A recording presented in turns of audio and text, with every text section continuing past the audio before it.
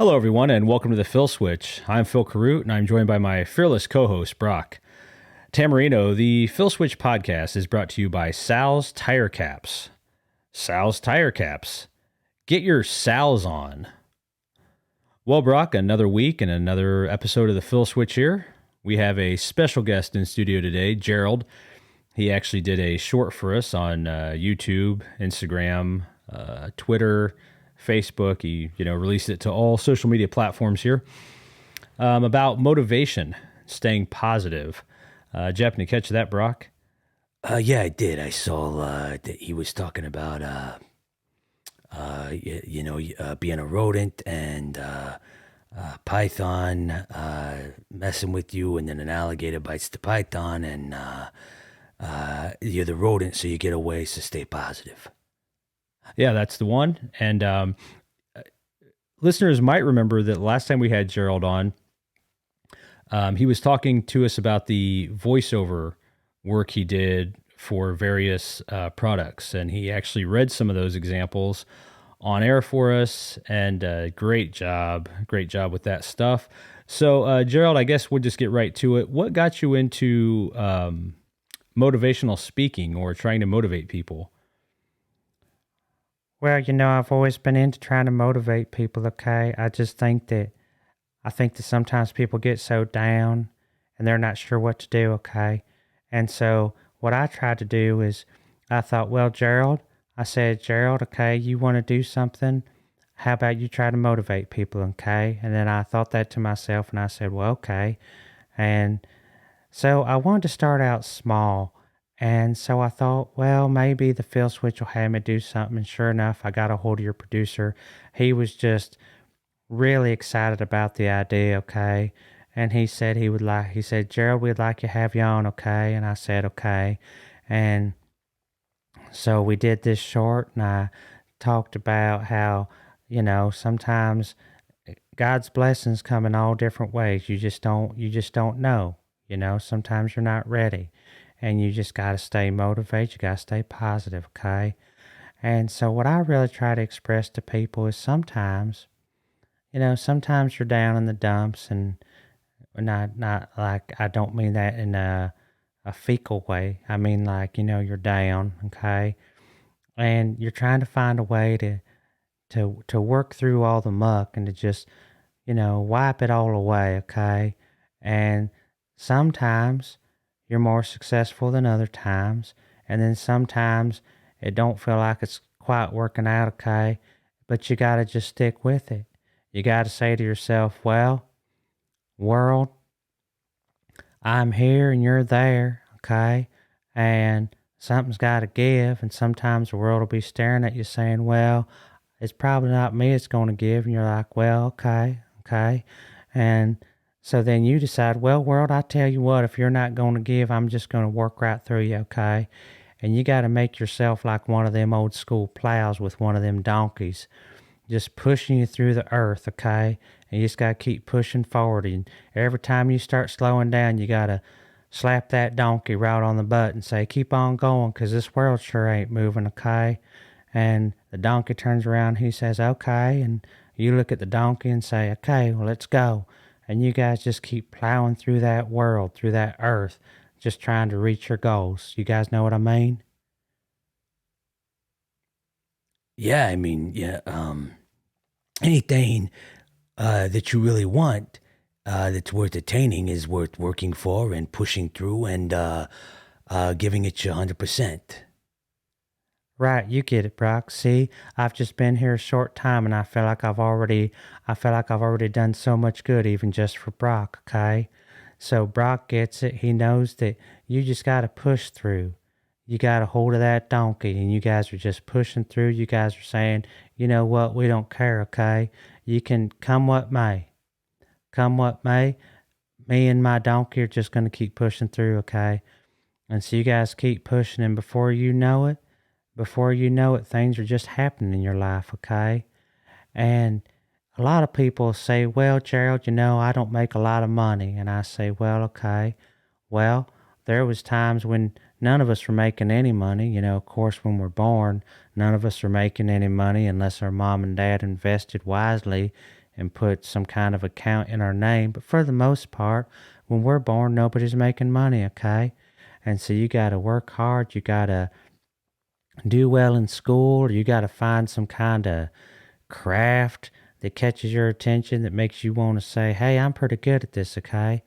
And you start doing that, and you just keep doing it over and over till you get better. And then before you know it, somebody's paying you to do that, okay? And then you're like, oh, well, hey, look, I guess I am making some money. And I'm here to tell you, yeah, it doesn't matter if you're making, maybe $100 a week, maybe $1,000,000 a year, okay?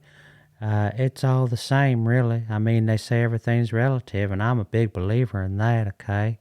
Because you're just putting yourself out there and saying, you know what? I'm going to just keep pushing myself, and it don't matter, okay? And then you can tell yourself, well, that's okay, I guess.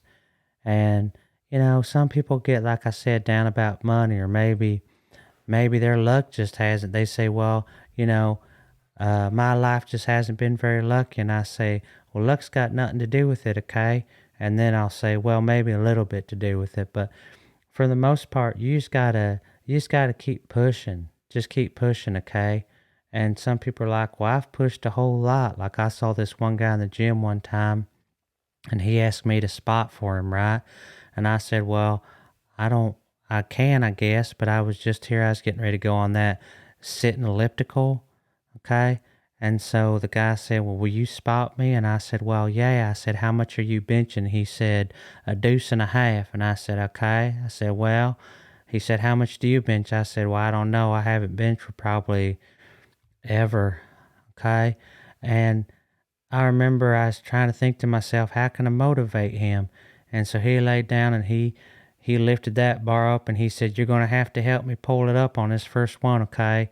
And I said, okay. And then he went to push it up, and I just kind of pretended because I didn't think I'd be able to help him much. And so then he lowered it to his chest, and well, what happened then is he was having a hard time pushing it back up, and I thought to myself, well, Gerald, if ever there was a time you could either be really strong or really motivational, here's your time to pick which one, okay? Well, I went with motivational. And so he was sitting there, and I could tell he was struggling. I said, sir, I know right now you're thinking I'm going to pick that bar up off your chest, but I'm here to tell you that's on you. You're going to have to do that if you want it, okay? And he said something, but I couldn't understand what he was saying. And anyway, he was starting to get kind of, discolored, I would say. And I said, sir, how much do you want this? And he tried to say something else, but it was getting a lot quieter, I could tell, okay? And I thought to myself, Gerald, you're really going to have to motivate him. And I said, sir, you push as hard as you can. And he did, and I tell you what, when those other two fellas grabbed either side of that bar and it came up, that fella found a way, okay? He got real motivated. Those two guys looked at me and they said, what are you doing? I said, well, I just motivated him. And they said, well, how'd you do that? You're supposed to be spotting him. I said, I was spotting him through motivation, okay?